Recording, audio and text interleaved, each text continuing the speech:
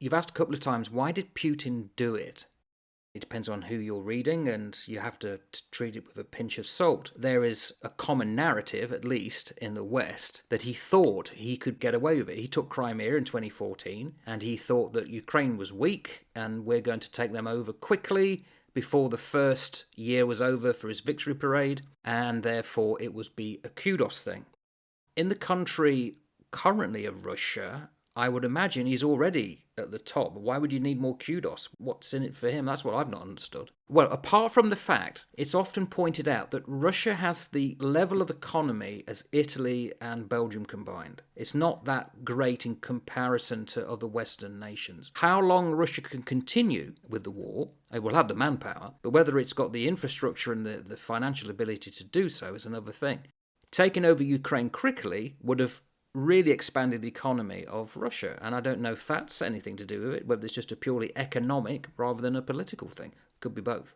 Running through the centre of it all, geopolitics is money. That's what everything pivots around in the West. There's money in this. There'll probably be money in it for Russia somewhere along the line, but there's money in it. And the people that are the orchestrators of this conflict and this war, the people that are continuing it to flourish and develop and grow and destroy the lives of so many good men and women on the Ukrainian and the Russian side, there's money in it. And that's all they care about. They care about money, they care about maintaining their power base. And I feel that it's really saddening. What probably saddens me most about the Ukraine conflict is I see very little diplomatic activity on the world stage to try and resolve this. It's almost like America and the West are so short-sighted and so blinkered that there is only one strategy, and that strategy is to demilitarize or deplete Russian military so that they are no longer a viable threat to America and its allies. And that, I think, is woeful. Now, there may well be a host of diplomatic activity going on behind the scenes that we are not aware of, and I hope to God that there is. But we should have statesmen and women flying all around the globe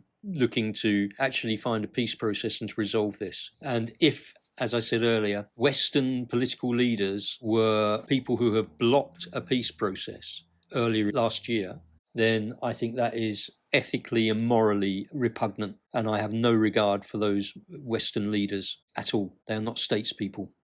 I have always been fascinated by World War II, and it was a shock, a literal shock. I remember when I realised, it was back in 2005 or something like that. Gordon Brown was the Prime Minister of the UK, and the UK that year made its final payment to the US for all the money and equipment that had been loaned it in World War II. So I was born 1964, grew up, and for 50 odd years, nothing was ever mentioned in my understanding about payments. Sometimes it missed it. A vast amount of money had to go back to the States.